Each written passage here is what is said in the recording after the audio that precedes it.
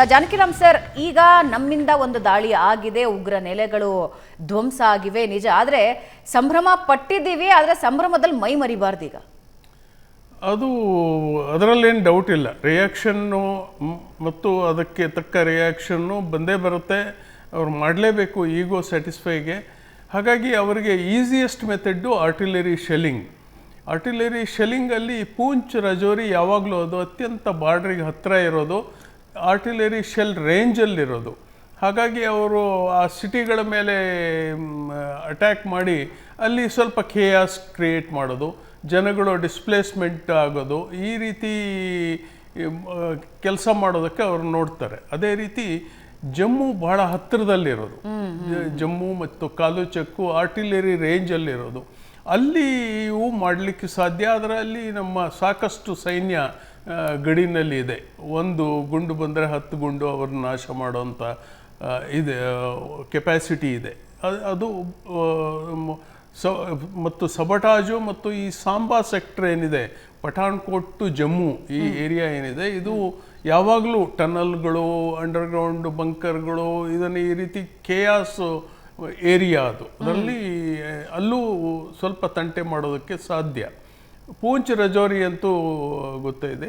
ಆದರೆ ರಾಜಸ್ಥಾನ್ ಮತ್ತು Gujarat ಸೆಕ್ಟರಲ್ಲಿ air attack ಮಾಡುವ ಸಾಧ್ಯತೆ ಇದೆ. At least missile attack. ನಾರ್ಮಲಿ ಅವರು ಇಂಡಿಯಾ ಏನು ಮಾಡುತ್ತೆ ಅದನ್ನೇ ರಿಪೀಟ್ ಮಾಡುವಂಥ ಮನಸ್ಥಿತಿಯವರು. ಹಾಗಾಗಿ ಇಂಡಿಯಾ ಮಿಸೈಲ್ ಅಟ್ಯಾಕ್ ಮಾಡೋದ್ರಿಂದ ಅವರು ಒಂದಿಷ್ಟು ಮಿಸೈಲ್ ಅಟ್ಯಾಕ್ಗಳನ್ನು ಮಾಡೋ ಸಾಧ್ಯತೆ ಆ ಏರಿಯಾದಲ್ಲಿ ಇದೆ. ಮತ್ತು ಶ್ರೀನಗರ ಮತ್ತು ಅವಂತಿಪುರ ಎರಡೇ ಬೇಸು ನಮ್ಮಲ್ಲಿ. JNKನಲ್ಲಿ ಇರೋ ವಾಯು ಸೇನೆಯ ನೆಲೆಗಳು ಅವೆರಡೇ.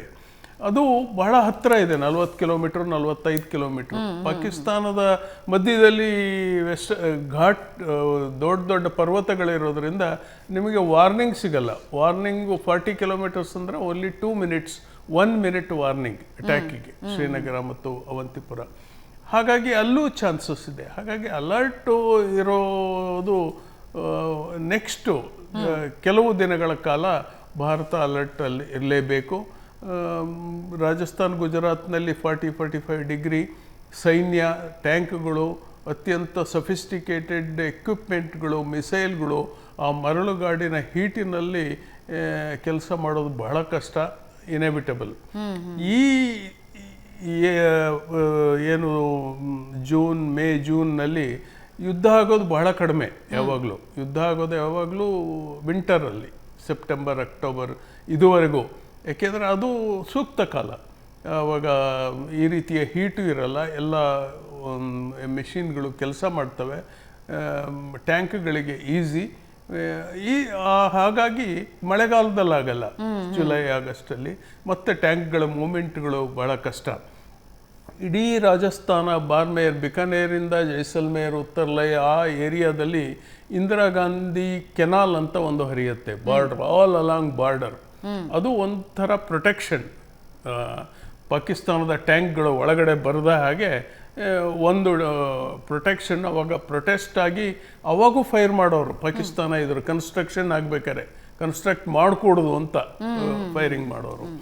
ಇದು ನಮ್ಮ ಟ್ಯಾಂಕ್ಗಳು ಆ ಕಡೆ ಕ್ರಾಸ್ ಆಗೋದಕ್ಕೆ ಸ್ವಲ್ಪ ಕಷ್ಟ. ಕೆಲವು ಆಯಕಟ್ಟು ಸ್ಥಳಗಳಲ್ಲಿ ನಮ್ಮ ಬ್ರಿಡ್ಜ್ ಮಾಡಿ ಕ್ರಾಸ್ ಮಾಡಬೇಕು. ಇದು ಆ ಏರಿಯಾದಲ್ಲಿರೋ ಆರ್ಮಿಗಳಿಗೆ ಮೇಯ್ನ್ ವಾಟರ್ ಸೋರ್ಸ್. ಏನು ಹಿಂದೆ ನಾವೆಲ್ಲ ಪರಾಕ್ರಮ್, ಬ್ರಾಸ್ ಟ್ಯಾಕಲ್ಲಿ ಇದೇ ನಮಗೆ ಸೋರ್ಸು, ಇಡೀ ಕೋರ್ಗೆ ಇದು ಸೋರ್ಸು. ಅದನ್ನು ಆರ್ಮಿನವರು ಮರಳನ್ನು ಕಟ್ಟಿ ಆ ಮರಳ ಮೇಲೆ ವಾಟರನ್ನು ಪಂಪು ಮಾಡಿ ಕೆಳಗೆ ಬರೋ ನೀರು ಹಿಡ್ಕೊಂಡು ಅದನ್ನು ಕುಡಿಯೋರು. ಇಡೀ ಮಿಲಿಟ್ರಿಗೆ ಸಪ್ಲೈ ಆಗೋದು. ಈಗೆಲ್ಲ ಸಫಿಸ್ಟಿಕೇಟೆಡ್ ಸಿಸ್ಟಮ್ಗಳು ಮತ್ತು ಮಾಡರ್ನ್ ಬಂದಿರಬಹುದು. ನಾನು ಹೇಳ್ತಾ ಇರೋದು 84 ಆಪರೇಷನ್ ಬ್ರಾಸ್ ಟ್ಯಾಕ್ ಮತ್ತು 2001 ಆಪರೇಷನ್ ಪರಾಕ್ರಮ್ ಟೈಮಲ್ಲಿ. ಹಾಗಾಗಿ ಈ ಏರಿಯಾದಲ್ಲಿ ಸಾಕಷ್ಟು ಸಬಟಾಜ್ಗಳು ನಡೆಯೋ ಚಾನ್ಸಸ್ಸು ಇರುತ್ತೆ. ಈಸಿ ಕ್ರಾಸ್ ಮಾಡೋದು ಕ್ಯಾಮಲ್ನಲ್ಲಿ, ಇದರಲ್ಲಿ. ಮತ್ತು ನಮಗೂ ಸೈನ್ಯಕ್ಕೂ ಗೊತ್ತಾಗಲ್ಲ ಆ ಏರಿಯಾದಲ್ಲಿ ಯಾವ ದಿಕ್ಕಿಗೆ ಹೋಗಬೇಕು ಅಂದರೆ ಪ್ರಾಪರ್ ಸ್ಯಾಂಡ್ ಡ್ಯೂನ್ ಕೆಲವು ಕಡೆ ಇದ್ದರೆ, ಕೆಲವು ಕಡೆ ಒಂದು ಹುಲ್ಲು ಬೆಳೆಯದೆ 10 ಕಿಲೋಮೀಟರ್ ಏರಿಯಾದಲ್ಲಿ ದಿಕ್ಕು ಯಾವುದು ಅನ್ನೋದು ಗೊತ್ತಾಗಲ್ಲ, ಲೋಕಲ್ನವರಿಗೆ ಗೊತ್ತಾಗುತ್ತೆ. ಹಾಗಾಗಿ ಆ ಏರಿಯಾದಲ್ಲಿ ಸಾಕಷ್ಟು ಸಿದ್ಧತೆ ಇರುತ್ತೆ. ನಾನು ಅನ್ಕೊಂಡಿರೋದು ಎಲ್ಲ ಆರ್ಮಿ ಸಜ್ಜಾಗಿದೆ ಅಂತ. ಸೊ ಈ ಭಾಗಗಳಲ್ಲಿ ಸಾಬಟಾಜ್ ಆಗೋ ಸಾಧ್ಯತೆ ಇದೆ ಅಂತ ಹೇಳ್ತಾ ಇದ್ದೀರಾ.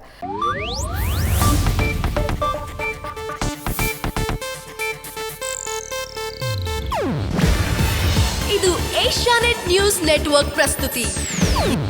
ನೀವು ನೋಡ್ತಿದ್ದೀರಾ ಏಷ್ಯಾನೆಟ್ ಸುವರ್ಣ ನ್ಯೂಸ್.